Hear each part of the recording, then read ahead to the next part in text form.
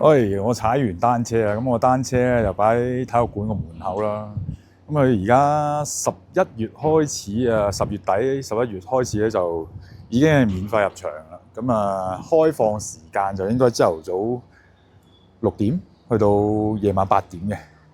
因為依啲天氣開始咧，就啲國家級啊、省級嗰啲運動員就嚟呢度訓練啦。因為高原啊嘛，高原就可以刺激你嗰啲線粒體去 carry 多啲 oxygen， 咁啊增強你嘅帶氧能力啦。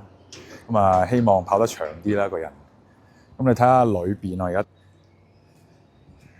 咁啊入去有個登機位置啊，哥哥啊登記咗噶啦。咁啊單車泊埋喺樹邊啦。入去都幾大嘅，但係咩都冇嘅，運動員通道㗎喎。我哋睇下啲運動員有啲咩做。哇！啲大學生啊，運動員啊，哇！幾大啊！啲運動員過來啊！他們就全進了，是吧？別他媽鬧啊！進高級。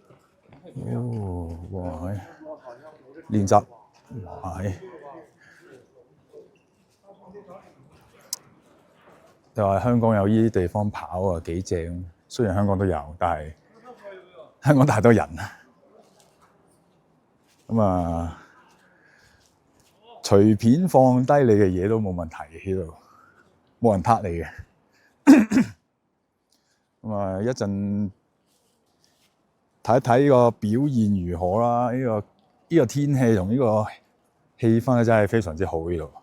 點跑得啊？你真係打橫跑都冇人理你。當然我唔會啦。好，咁啊，暫時係咁多先。